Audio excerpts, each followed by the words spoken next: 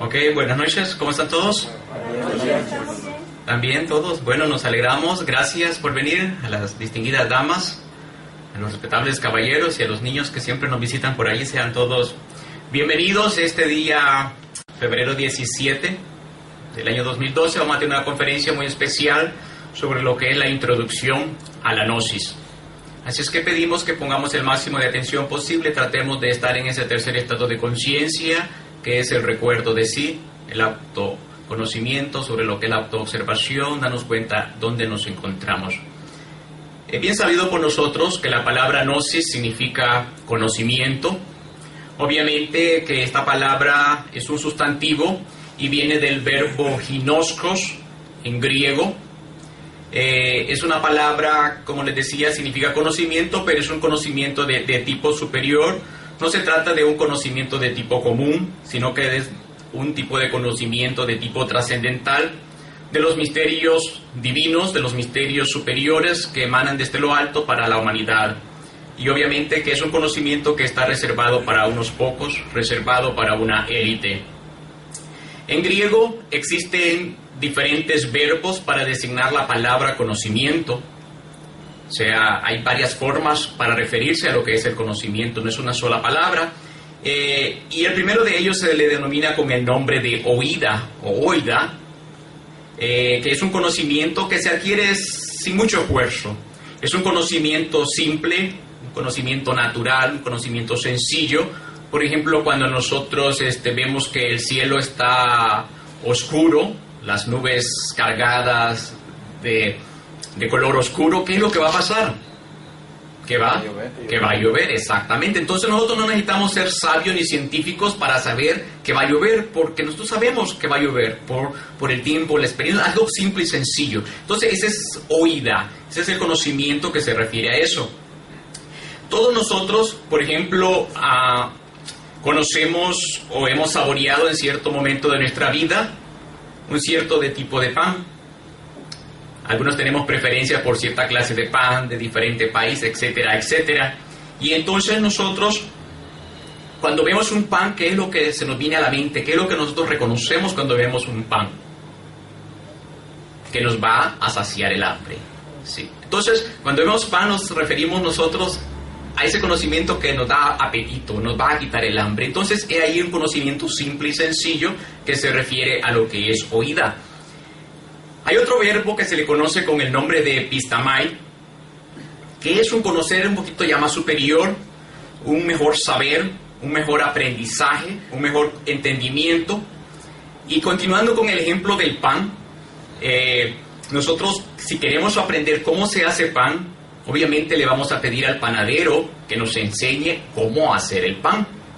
Entonces al principio el panadero nos va a llevar a su lugar de trabajo y nos va a poner a observar, nos va a poner a que veamos, a que analicemos, a que seamos juiciosos en la forma como se realiza el pan. Entonces nosotros estamos adquiriendo un tipo de conocimiento. Eso se llama epistamai, una experiencia con el ver, con la dirigencia que nos está diciendo el panadero. Entonces ese es el verbo epistamai que se refiere a ese tipo de conocimiento, ¿sí? Un poquito más superior al primero. Día llegará que nosotros nos pondrán a la práctica cómo hacer el pan. El maestro nos dirá, ahora puedes agarrar la masa, la harina, mezclarla con la manteca, con los ingredientes que lleva el pan, preparar el horno a su debida temperatura y entonces hacer el pan que nosotros hemos aprendido a través del tiempo cuando hemos estado observando cómo se hace aquel pan. Entonces, que ese conocimiento de cómo se hace el pan se le conoce con el nombre de gnosis o ginosko, que es del verbo de donde viene el verbo conocer, de gnosis. Entonces, porque ya adquirimos la práctica, ya adquirimos la experiencia, cómo hacer el pan, pero primero tuvimos que observar cómo el panadero nos daba la diligencia, cómo hacer aquel pan, ¿sí? Entonces, esto nos indica a nosotros que ginoskos, o la gnosis en sí, es un conocimiento que se adquiere a través de la práctica. Es un conocimiento de tipo científico. Es algo más elevado, es todavía algo más profundo. Un día nosotros seremos expertos en el conocimiento pleno y total de cómo hacer pan. ¿Sí? Entonces se dice que hemos trascendido ya el conocimiento de lo que es la gnosis, de lo que es ginoskos, el verbo ginosco, y hemos pasado a otro tipo de conocimiento que se conoce con el nombre de epinoxis, o sea, aquella gnosis de tipo más elevado. Hablando en conceptos gnósticos, diríamos que estamos hablando de una gnosis, de un conocimiento pleromático. Recordemos la palabra en griego, pleroma, significa la plenitud, porque hemos adquirido la plenitud total de cómo hacer pan. Entonces, cuando nos referimos al conocimiento, al hablar de epinoxis, estamos hablando de ese conocimiento que los grandes maestros, los grandes iniciados nos dan a nosotros a través de la experiencia, de la práctica que ellos han adquirido, un conocimiento pleno, total. Las enseñanzas de un Jesús el Cristo, las enseñanzas de un Buda, las enseñanzas de un Quetzalcóatl, las enseñanzas de un Lao Tse, de un Confucio, son enseñanzas pleromáticas, enseñanzas que trascienden al conocimiento humano. Entonces nosotros hacia allá nos dirigimos. Entonces, cuando nosotros venimos a este tipo de conferencias, a este tipo de clases, nosotros venimos a vivenciar este tipo de enseñanza, o sea, la ciencia de la epistemología, que es la ciencia del conocimiento. Entonces nosotros, aunque vengamos a escucharlo, aunque vengamos a leer los libros de la doctrina gnóstica, aunque vengamos a discutirlo o aún a veces a criticarlo, eso no significa que nosotros conocemos la gnosis. Nosotros venimos a agarrar aquí la guía para llegar un día a practicar esta doctrina y hagamos dentro de nosotros la vivencia correcta de lo que es esa doctrina, de lo que es la gnosis. Sí. Entonces, cuando nosotros vivenciamos la doctrina gnóstica en el aquí y en el ahora, estamos hablando de ese conocimiento del cual el apóstol Pablo nos hablara en el Nuevo Testamento, traducido como gnosis, traducido como conocimiento de Dios, que se encuentra en las escrituras griegas con el nombre de ginosko. ¿Sí? Entonces, el apóstol Pablo lo menciona 25 veces, traducido como conocimiento de Dios, y que es un conocimiento muy íntimo, la gnosis. Y es tan íntimo que está relacionado hasta con el punto de vista sexual. Alguno puede hasta escandalizar esto. Pero, por ejemplo, en el caso cuando el ángel se le presenta a María en el Evangelio de Lucas y le dice, vas a tener un hijo. Y María le dice, pero si yo no he conocido varón. Ahí está usando el concepto de gnosis, ginosko. No es que ella nunca haya visto un hombre. Lo que ella está queriendo decir es que nunca había tenido un coito. ¿Sí? Entonces veamos la relación íntima de lo que se refiere la palabra ginoskos o gnosis con esa parte interna. O sea que es algo muy profundo, por eso estos conocimientos se le conocen con la doctrina del corazón. En el Antiguo Testamento a este conocimiento, a esta sabiduría se le conoce con el nombre de Da'at. Da'at significa también conocimiento, pero en hebreo. Da'at surge de lo que es la conjunción cabalística de la céfira de Chokmah, que es la sabiduría, o Hochmah, como se le pronuncia, con la unión de Binah, que es el entendimiento y la inteligencia. De esas dos uniones de Binah y de Chokmah vamos a obtener Da'at, que es el conocimiento. Entonces, la gnosis es un funcionalismo muy natural de la conciencia, una filosofía perennis e universal. Es una filosofía que siempre ha estado ahí presente. Es una filosofía que siempre ha estado allí porque es una filosofía eterna. Es una filosofía inmortal. Es una filosofía imperecedera. Es una filosofía indestructible e permanente. Por lo tanto, nosotros estamos invitados a penetrar dentro de los misterios sagrados de la gnosis, de los misterios sagrados de lo que es el conocimiento de Dios. Para profundizar más en el tema, vamos a pedirle un aplauso, un caluroso aplauso a nuestro compañero de estudio, a nuestro amigo Edwin Roca, para que nos desarrolle el tema sobre lo que es la introducción a la gnosis. Al final de la conferencia, pues se le harán las preguntas relacionadas al tema. Así que muchas gracias y lo dejamos con nuestro compañero Edwin Roca. Muchas gracias.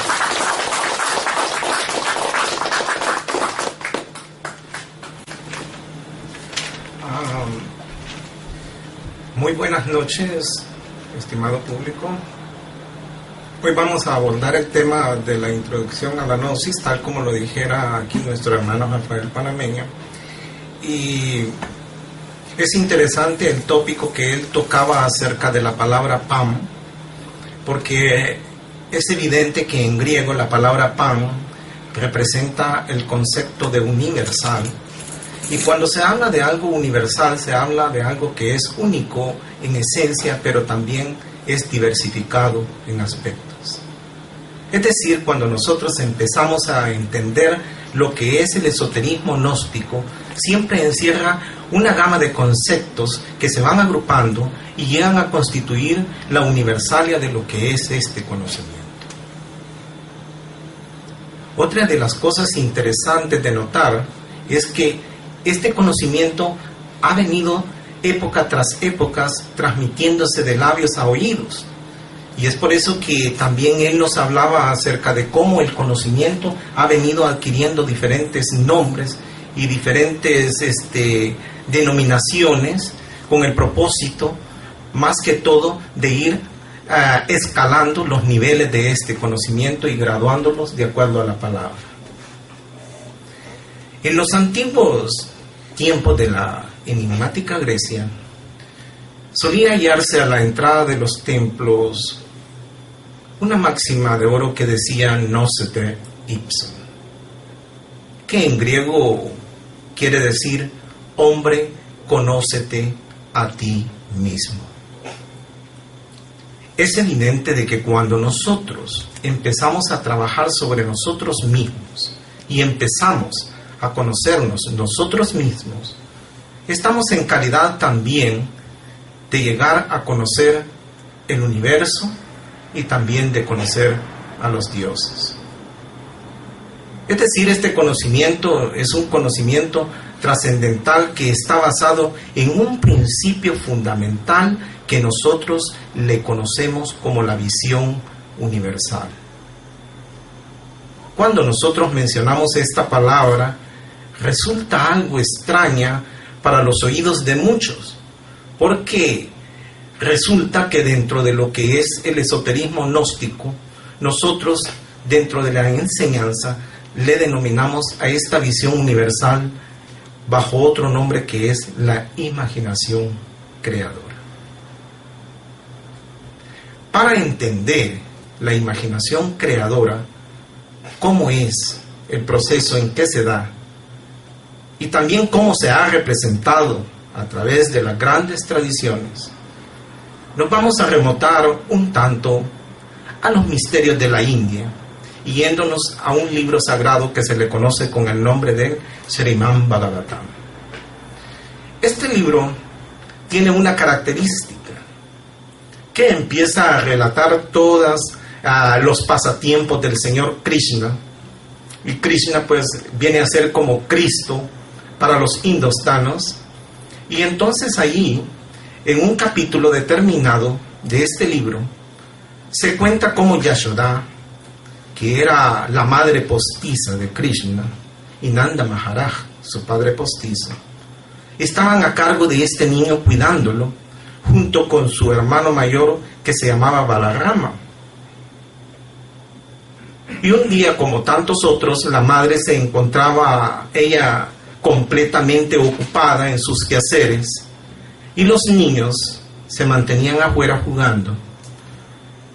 Balarama se había reunido con niños que les gustaba arrear vacas ahí en la ciudad de Vrindavanam, y entonces invitaron al niñito Krishna a que fuese a jugar con ellos. Y este niño se rehusó porque no tenía ganas de hacerlo. Y entonces, un poco molestos, los niños fueron y se dirigieron a la madre Yashoda y le dijeron de que el niñito Krishna estaba comiendo tierra. La madre, un tanto molesta, decidió ir a ver a su hijo, lo mandó a llamar y le dijo lo que Balarama decía. Y le dijo: quisiera que me dijeras si has estado comiendo tierra. Y él le dijo: no es cierto lo que estos niños dicen. Ellos están diciendo esto porque yo no quise jugar con ellos. y por eso han inventado tal cosa. Así que es de esta forma como yo lo estoy explicando, mi querida madre, pero si no me crees, puedes abrir mi boca y observar lo que quieras para que vea que esto no es cierto. Inmediatamente la madre Yashoda le dijo, entonces abre tu boca. Y el niñito la abrió, y la cosa fue tan maravillosa que cuando este niño abre la boca, inmediatamente de esa boca empezaron a surgir mundos, universos, se empezaron a dar expresiones maravillosas de mundos estrellados. Vio cómo se originaban el sattva, el rayas, el tamas, que eran modalidades de energía que le daban origen al universo. Pudo contemplar ríos, pudo contemplar montañas, y pudo ver una gama de acontecimientos de cómo se realizaba la creación desde el principio hasta el final. Y dentro de todo este acontecimiento, más allá del fondo, ella visualizaba que estaba como una madre amamantando a su hijo, que era el niñito Krishna. Y entonces ella, un poco consternada, dijo, hombre, esto no es una cosa natural. Inmediatamente cerró la boca del niño, y entonces desde ese tiempo ella pensó que el niño no era una cosa natural, sino que era más bien un regalo de los dioses. Ya el profeta Gargamuni, que era uno de los grandes profetas de los tiempos védicos, ya le había pronosticado estas se iban a pasar con este niño a la madre Yashoda. Y entonces lo que sucede es que cuando se da este fenómeno, nosotros lo único que entendemos es que cuando hemos desarrollado la imaginación creadora, es porque nosotros hemos engendrado dentro de nuestro ser interno todas esas maravillas. Y lógicamente, que la Madre Divina, que en este caso se ve representada por Yashoda, es la que se encarga de que nosotros podamos expresar tales cualidades. Y así, a veces se nos confiere dentro de lo que son estos conocimientos, lo que se llama el don de la profecía. Por eso, en algunas partes de la Cábala, también en las otras grandes tradiciones de la India, la madre siempre ha sido considerada como un producto de la palabra. Está conectada íntimamente a los misterios de la palabra y en algunos casos representa la misma palabra. Tal es el caso que dentro de la Cábala a la madre se le conoce también como la voz de la muchacha, o sea, la expresión de la niña. Así se le dice en esos conceptos a la Madre Divina. Entonces podemos contemplar nosotros de que cuando engendramos esta visión universal, es decir, esta imaginación creadora que es tan maravillosa, es producto de la conexión que nosotros vamos a establecer primero con nuestro íntimo, representado en este caso por un niño puro que es Krishna, y por otro lado, también la conexión profunda que vamos a guardar con nuestra Divina Madre Kundalini, que viene a ser representada por Yashoda. Cuando hablamos en estos términos, estamos hablando de la cúspide de lo que es este conocimiento. Pero nosotros ahora hemos venido a esta sala de conferencias a escuchar el concepto de qué es gnosis. Lógicamente que cuando nosotros empezamos a estudiar los textos gnósticos nos encontramos con una gama de conceptos. Ustedes se van a los diccionarios, van a encontrar diferentes versiones de lo que es gnosis. Pero hoy vamos a tratar de establecer un concepto que nos acerque de una forma universal a lo que es el gran concepto de la gnosis. Primero, se ha hallado en algunos diccionarios de que la gnosis, en cierta medida, lo traducen así literalmente como un conocimiento. En otros textos se le ve representado como algo que está íntimamente relacionado a lo que es una experiencia directa. Y en último concepto, cuando la gnosis se concibe como algo demasiado muy elevado, muy espiritual, entonces nos conduce a un concepto de que gnosis es iluminación. Cuando entendemos estas tres ideas, lo único que descubrimos es un solo concepto. Primero, de que la gnosis en cierta medida viene a ser un conocimiento que está basado precisamente en la experiencia directa, y esa experiencia directa es la que nos conduce a lo que nosotros le conocemos como iluminación.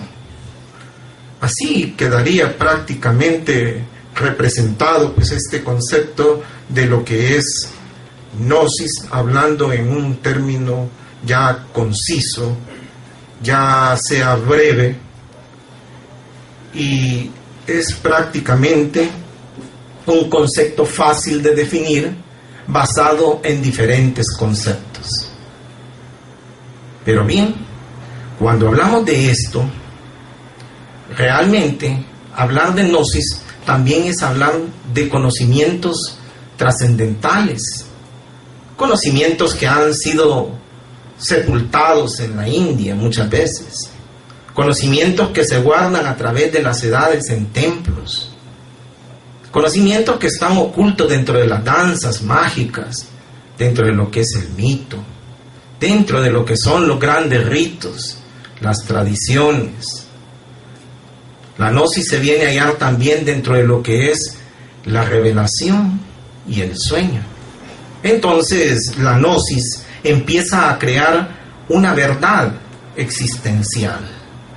Y esa verdad existencial va pasando por un proceso que podríamos decir es de forma gradual. Y es aquí donde empieza la verdad a hacerse un conocimiento filosófico. Después empieza a hacerse también un conocimiento religioso. Va conduciéndonos a crear un conocimiento científico. Y nos crea también un conocimiento artístico. Cuando ya la gnosis ha recolectado toda esta serie de conocimientos, todos estos conocimientos por separado llegan a constituir la verdad gnóstica, pero se le conoce como una verdad de tipo relativa. Es una verdad relativa porque es una verdad con límites. Una verdad que está establecida dentro de un criterio, ya sea para lo que es filosofía, ya sea para lo que es un criterio artístico. Pero la maravilla del conocimiento gnóstico no llega hasta ahí, sino que cuando empieza a amalgamar toda esta serie de conocimientos, forma un conocimiento que nosotros le conocemos como universal. Lo que Rafael Panameño nos había expuesto anteriormente, que la gnosis es universal y perenne, lógico. Estamos hablando cuando la gnosis llega a lo que se le conoce como absolutismo, o sea, a la verdad absoluta. La gnosis tiene una verdad relativa y tiene una verdad absoluta. Hablando en términos, pues, quizás un poco académicos, pero que también toca lo que es la parte espiritual. Es evidente de que cuando nosotros empezamos a trabajar sobre nosotros mismos para querer experimentar la verdad, necesitamos que nosotros empecemos por trabajar con un aspecto que es muy importante. Y ese aspecto lo constituye la sinceridad. Para hablar de verdad, nosotros tenemos que ser también sinceros. Si nosotros queremos hablar verdades, pero no somos sinceros, lo más posible es que hablemos semiverdades o hablemos totalmente mentiras.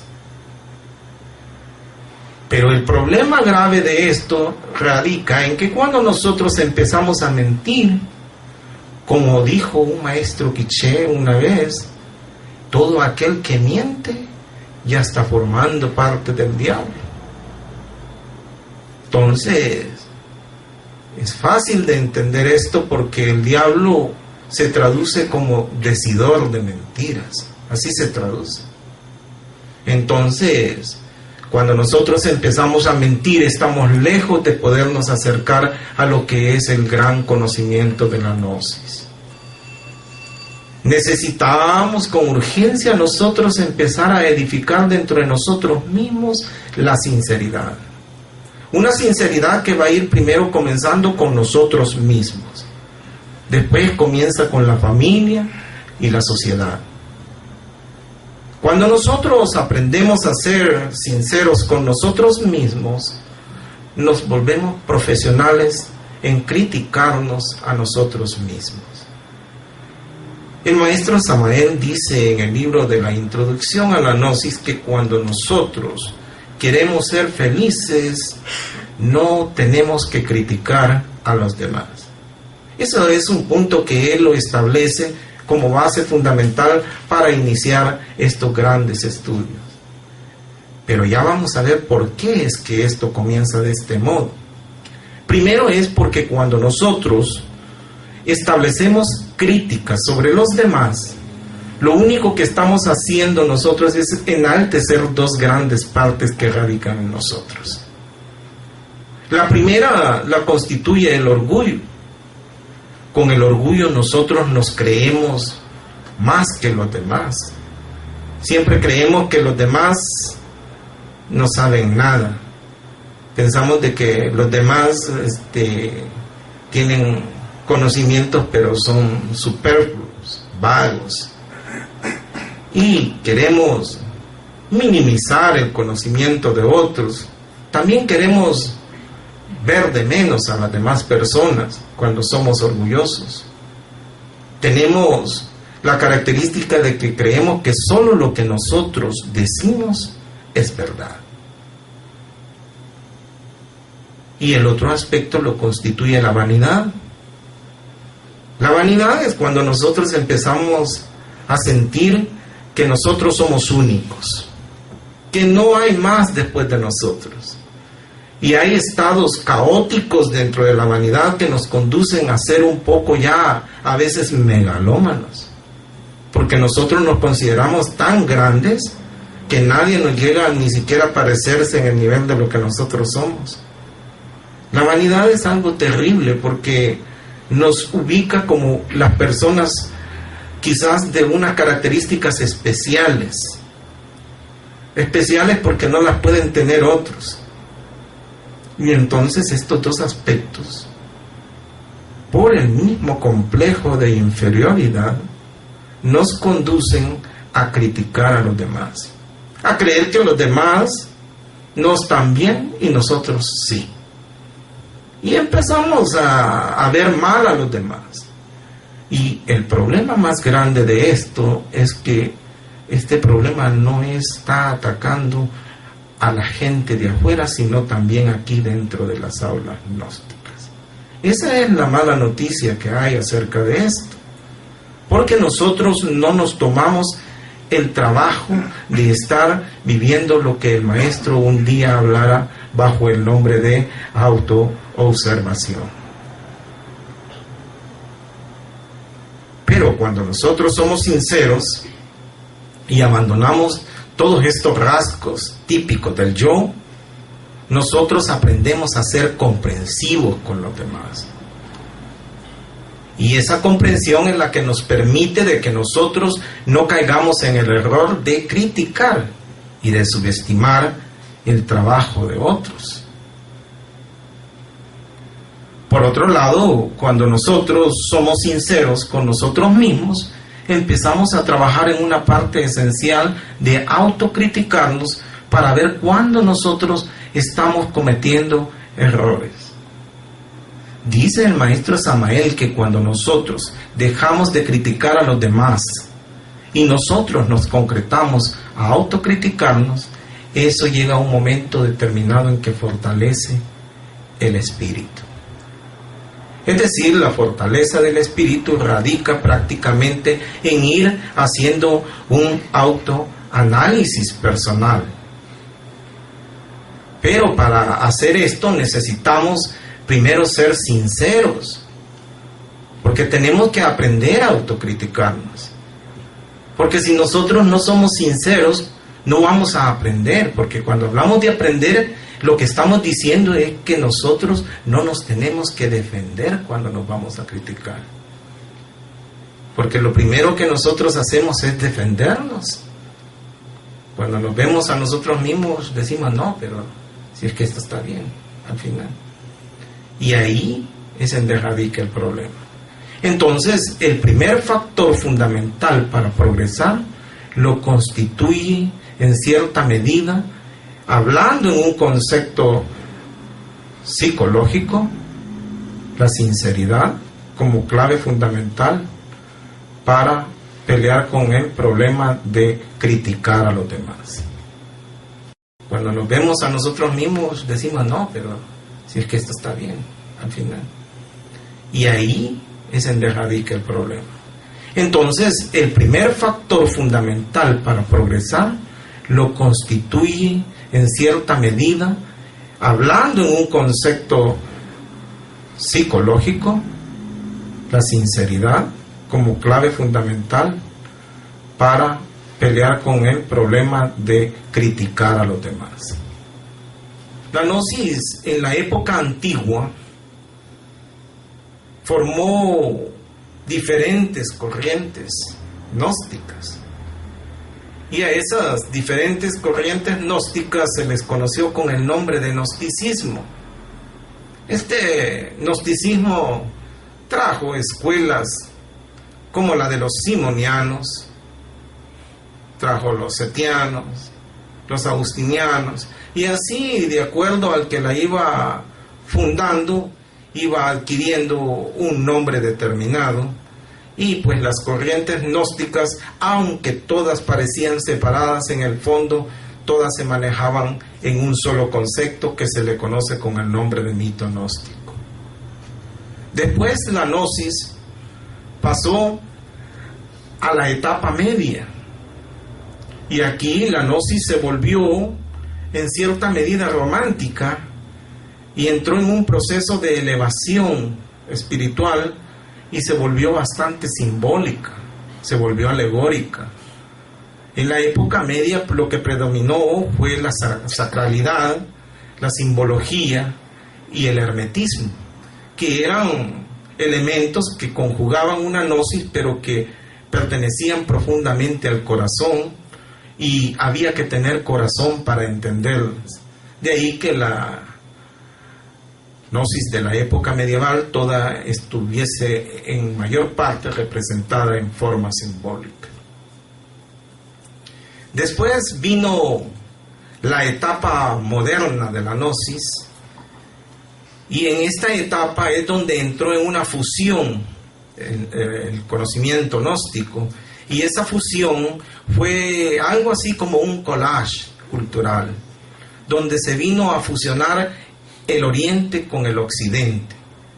Se empezaron a integrar elementos del Oriente en forma desmedida hasta llegar a constituir una masa de conocimiento basada en los dos puntos que son Oriente y Occidente.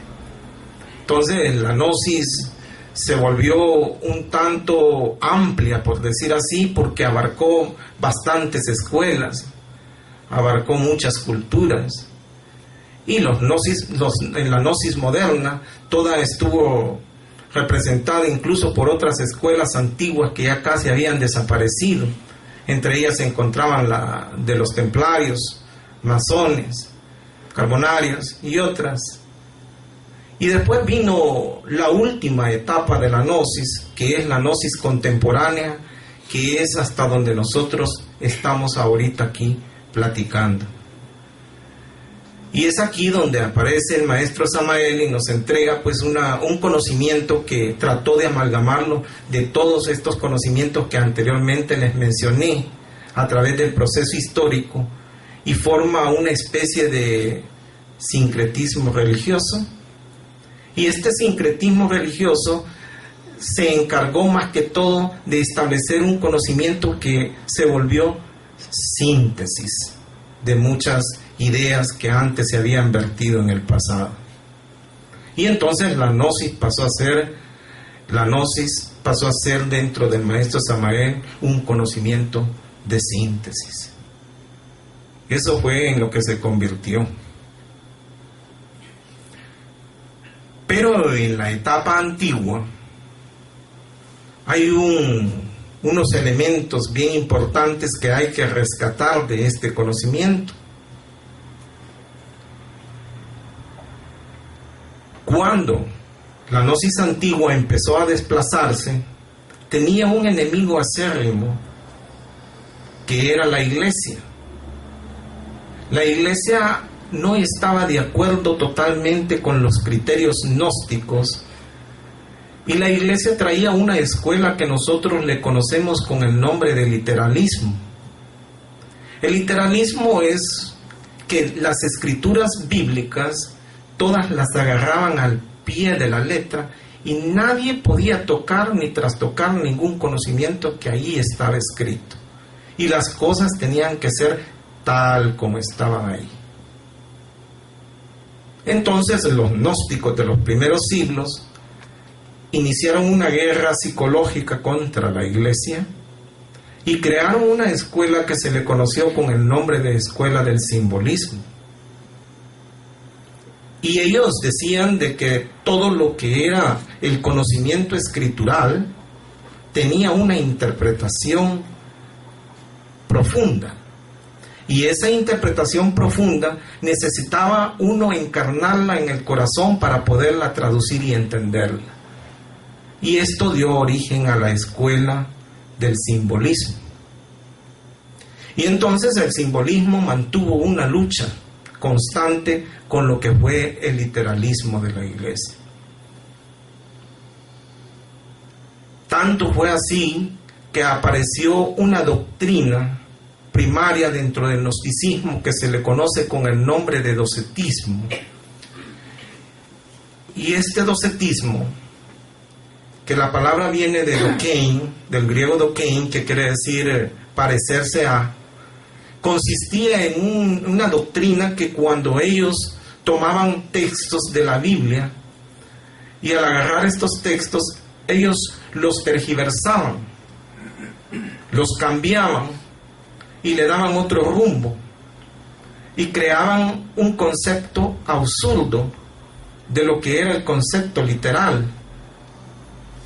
Pero detrás de ese concepto absurdo se escondía una doctrina que se le conocía como la doctrina del corazón. Tanto es así que el venerable maestro Samael, en el matrimonio perfecto, aplicó una parte del doceto cuando él afirmó que Jesús era hijo de María y un centurión romano. Esto inmediatamente hace saltar a la iglesia, porque lo que es la tradición cristiana sostiene de que Jesús fue hijo de José y María. Cuando aparece esta afirmación absurda, la parte simbólica de esto es que el Cristo representa la escuela esotérica cristiana. Y entonces lo que tratan de explicar ellos es que como padre tiene a la iglesia romana y como madre tenía a la iglesia judía. Lo único que todo esto se esconde bajo una forma simbólica y aparece como que si el criterio lo que busca es botar la idea de que Jesús era hijo de José y María. Simplemente estos argumentos se fundamentaban para hacerle la guerra a la iglesia, pero dentro de esa guerra venía un simbolismo que ustedes hasta nuestros días pueden comprobar que la iglesia en sus primeros orígenes, cuando se le define como apostólica y romana, lo único que estamos haciendo ver son ese simbolismo bien marcado de lo que se habla de que era pues prácticamente Jesús, hijo de un centurión romano y de María, que era judía. Y así la alegoría ha venido perdurando a través del tiempo, y no solo en eso, sino hay muchas historias que se cuentan de los gnósticos en relación al doceto, que pues sería una temática de abordarla aquí, porque es amplia. Después de pasar por esta etapa del doceto, el conocimiento gnóstico llegó a una parte donde empezó a sufrir una helenización el conocimiento. Empezaron a haber injerencias de los conocimientos de Egipto, de Irán, y aparecieron otras culturas que se fueron añadiendo a este conocimiento y dieron otra especie de conocimiento que se le conoció con el nombre de hermetismo. El hermetismo es un conocimiento que al traducirlo se traduce como un conocimiento oculto, porque hermético eso es lo que quiere decir, que es un conocimiento cerrado. Eso es lo que quiere decir hermético, que está oculto o vedado ante los hombres. Y entonces este conocimiento solo se manejaba entre unos pocos. Recibió el nombre de hermético porque viene de el griego Hermes, que prácticamente Hermes vino a representar el dios de la cultura y la educación, y todo lo que es cultura, todo lo que es educación es gnosis, pero en una forma más profunda y alegórica. Hermes se había transformado dentro de los griegos coptos en Harpócrates, y este Harpócrates era un niñito que siempre se le simbolizaba sentado y desnudo, y tenía el dedo poniéndoselo sobre la boca como indicando que había que ser uno totalmente callado, y a veces se le ponía una espiga de trigo a un lado, y todos estos simbolismos están relacionados íntimamente con la necesidad de guardar silencio con lo que son estas enseñanzas. Y el trigo representa lo que es el tipo de cultura o educación que nosotros manejamos, que es de origen solar. Entonces, nosotros cuando vemos a Harpócrates, lo único que vemos es el reflejo de que nosotros tenemos un conocimiento que tenemos que guardarlo profundamente dentro del corazón y no revelarlo. Estamos hablando de lo que es la parte ocultista de este conocimiento. Entonces, el maestro Samael, cuando nos dio la gnosis, nos dio una gnosis que quería que fuera en 3 niveles. El primer nivel en que la gnosis se empieza a desenvolver es un nivel exotérico. O sea, estas clases que nosotros estamos tomando aquí ahorita en público, las puede tomar cualquiera, y es un conocimiento que lo puede oír cualquiera. Entonces, a ese conocimiento que es externo y se le puede dar a todo mundo, ese conocimiento constituye lo que es el conocimiento exotérico. En segunda parte, nosotros tenemos un conocimiento que es intermedio, que es el que nos prepara, por decir así, para llegar a lo que es un conocimiento más profundo, más oculto. A esa parte se le conoce con el nombre de mesotérico. Y la última parte la constituye la parte oculta del conocimiento, que es de la que estábamos hablando, relacionada con el dios Harpócrates. Es decir, con el conocimiento que hay que guardarlo ocultamente dentro del corazón. Ese conocimiento ancestral, en las antiguas escuelas, cuando ellos se reunían para representar el silencio de todo lo que ahí se enseñaba, trataban de colocar una rosa suspendida en el centro de la mesa, porque la rosa representaba prácticamente al dios Harpócrates dentro de lo que eran las escuelas esotéricas. Más tarde, por eso, la escuela hermética que salió de eso se le conoció con el nombre de Rosacruz. ¿Por qué? emanaba de ese principio universal de guardar silencio. Los gnósticos también tenemos esa parte oculta que ustedes, en la medida en que van ingresando a estas salas de conferencia, van a ir penetrando a lo que es el conocimiento oculto, al conocimiento interno. Y así pues van a poder ustedes experimentar lo que es la gnosis práctica. Para entender lo que es el conocimiento oculto, porque en la antigüedad este conocimiento era difícil de entenderlo porque gozaba de muchos símbolos, gozaba de muchas interpretaciones. Entonces establecieron un método que se le conoció en la época media con el nombre de hermenáutica. Viene del griego hermenáutica, que quiere decir el arte de explicar o el arte de enseñar. Eso quiere decir. Y este arte de enseñar o explicar traía 4 fases principales en las que se desarrolla este proceso. El primero lo constituye la parte literal. Todos los textos sagrados, todos los símbolos, todas las cosas que nosotros vemos, las empezamos a entender de forma literal, tal como están ahí. Si un símbolo, así como lo vemos, así lo tenemos que entender. Si es una estrella de 6 puntas, hay que verla como una estrella de 6 puntas y hasta ahí.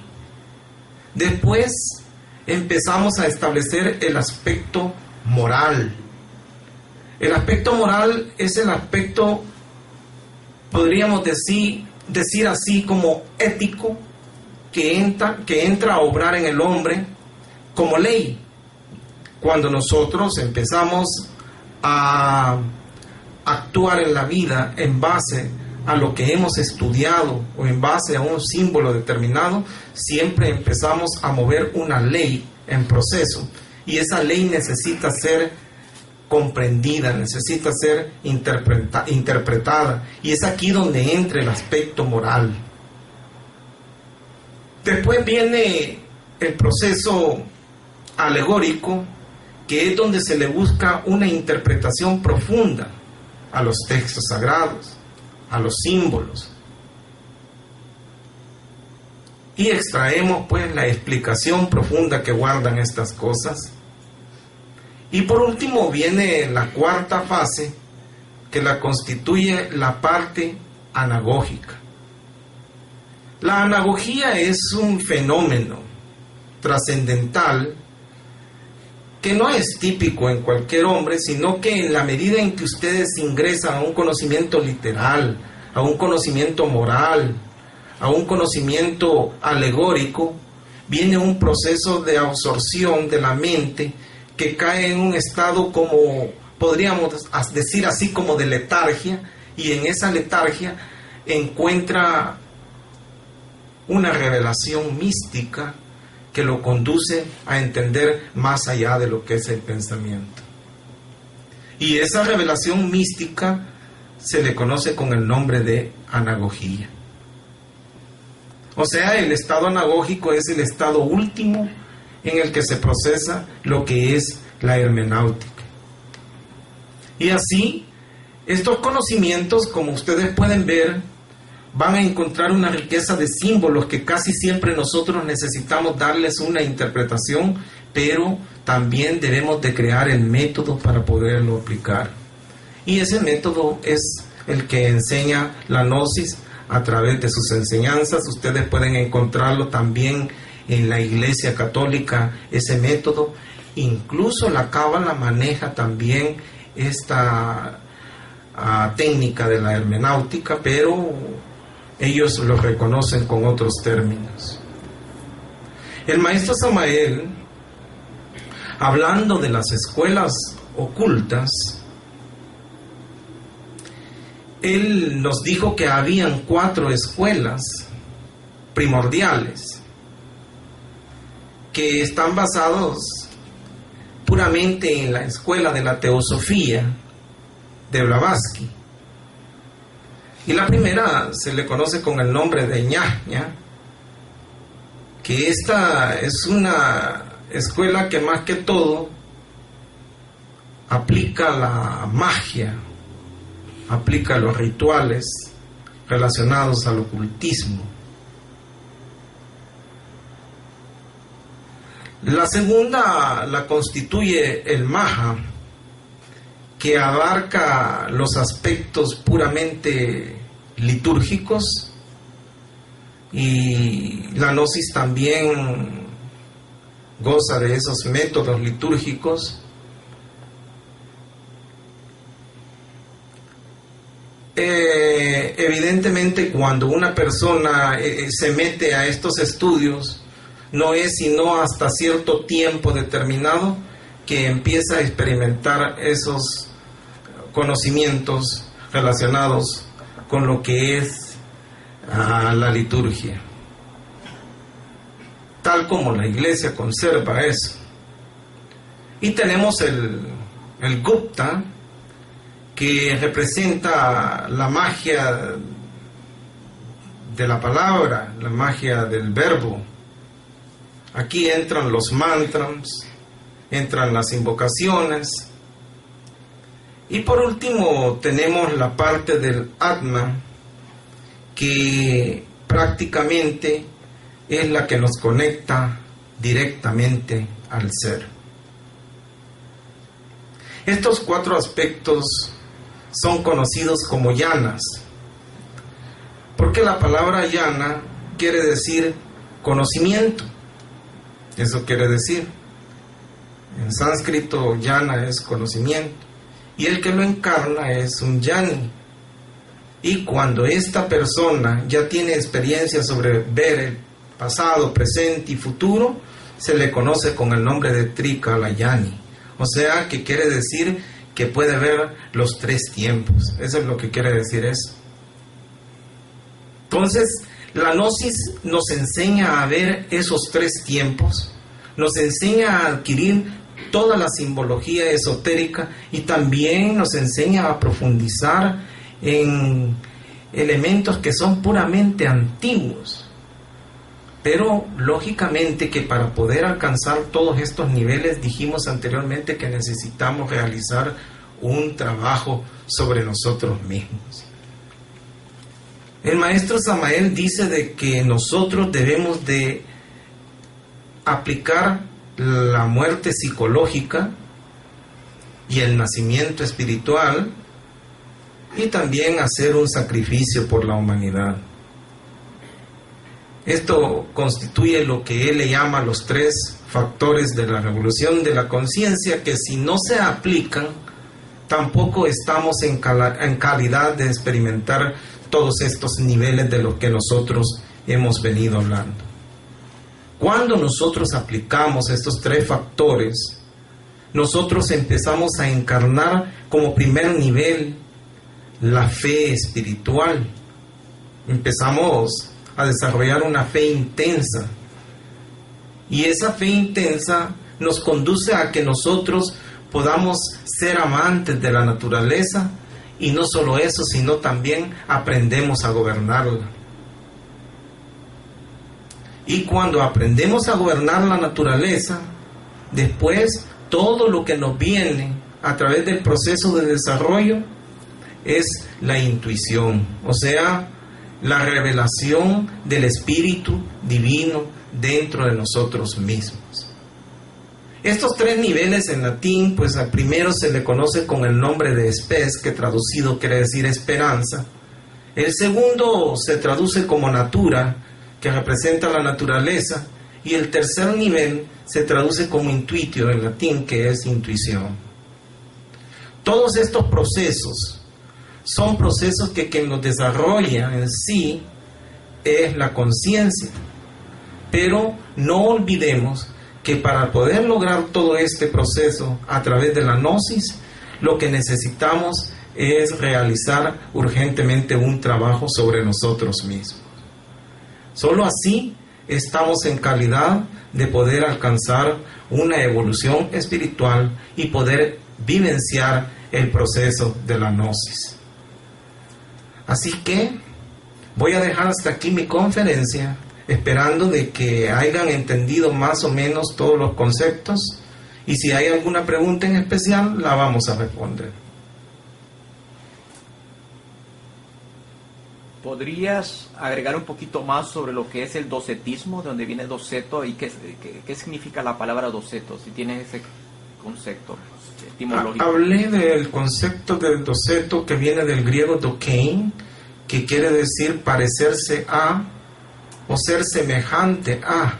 Lo que pasa con esta doctrina es que cuando el doceto empezó a realizarse en contra de la iglesia, ellos tomaban versiones de la Biblia que se parecían a la Biblia, pero llegaba un momento en que dentro de lo parecido no era igual. Habían situaciones que ya ellos habían incorporado como un pequeño aderezo para contradecir realmente lo que en la Biblia estaba escrito. Pero cuando ellos ponían toda esa información ahí, llevaba una interpretación simbólica. Eso es lo que llevaba. Tal es el caso de Basilides, que él contaba de que Jesucristo, cuando venía cargando la cruz, Simón Cirineo lo vio. Y entonces dice la tradición que Simón Cirineo fue directamente y le ayudó a cargar la cruz a Jesús. Pero Basilides lo contaba de otro modo. Dentro de la parte docética, él decía de que lo que no se dieron cuenta los romanos es que cuando Simón llega, el cuerpo de Jesús se convirtió en el de Simón y el de Simón en el de Jesús. Y entonces dice que él se quedaba riendo entre las multitudes, viendo cómo la gente creían de que el que estaban condenando era el Cristo, y él ya se había liberado. Todo esto tiene una interpretación simbólica dentro de lo que es la tradición del docetismo, pero como les vuelvo a repetir, lo que pasa es que para esto habría que desarrollar una temática profunda en lo que es la explicación docética, y son elementos que pues dentro de la gnosis primitiva se conservan como tal, y algún día vamos a tomar estas explicaciones profundamente para darlas aquí. ¿Podrías un poquito explicar lo que es la relación que le interpone a lo que es María y el centurión, donde dice la alegoría de que Jesús no es hijo de José? ¿Podría explicar un poquito de eso? Porque nos hemos encontrado ya con varias preguntas sobre eso, tal vez para que les quede claro. Sí, lo que pasa es que dentro del docetismo, como les dije, se crea un concepto que es absurdo, pero dentro de esa absurdidez hay una interpretación para el corazón. Y entonces lo que estamos viendo aquí es que cuando esa interpretación del corazón aparece, lo único que entendemos es que como padre y como madre, la iglesia tiene dos aspectos. Y ustedes esto también lo pueden encontrar en la época de los trovadores, en la época media. Había un misterio que se le llamaba trovar clus, y este trovar clus hablaba en un sentido alegórico. Cantaban poemas, y cuando cantaban estos poemas, detrás de ese poema parecían los poemas absurdos, pero esos poemas estaban consagrados directamente a una interpretación esotérica. Lo mismo sucede en el doceto, pero de una forma primitiva, y ellos lo hacían con la Biblia. Y entonces lo que pasa es que dentro del doceto, cuando se habla del centurión romano, lo que tenemos que entender es que la iglesia cayó en manos de dos grandes imperios. El primero, el imperio judío, y el imperio romano, que eran los que dominaban en ese tiempo. Y entonces todo lo que es la filosofía crística tuvo esa mezcla hasta nuestros días de lo que es romanismo y lo que es judaísmo. Entonces ahí se ve contenido pues la participación de padre como madre dentro de la iglesia, la interpretación alegórica de que el Cristo es un hijo de esos dos aspectos. Pero realmente es una explicación docética para entender estos misterios, porque el mismo maestro Samael después en el libro de Medicina Oculta, y ustedes lo pueden leer si gustan, él aclara también de que Jesús era hijo de José y María. Y él no se está contradiciendo, simplemente lo que está haciendo es que cuando habló del doceto, en el principio, trató de querer dar una explicación profunda, pero aquí sí que, como dijo la Biblia, el que tiene oídos para oír, que oiga. El concepto de anagógico es algo como que va hacia arriba. Anagógico es elevación espiritual. Prácticamente es un estado de elevación espiritual que experimenta al fin de tanto estar leyendo los significados escriturales de una forma profunda.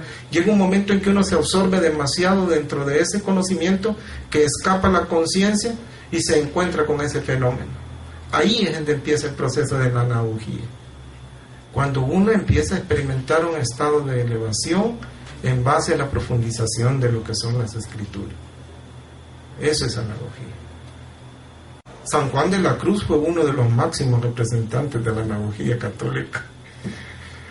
Ok, vamos a dejar entonces hasta aquí la conferencia, esperando que hayan aprendido un poquito más, y los esperamos pues en los próximos días de conferencia, y tengan muy buenas noches.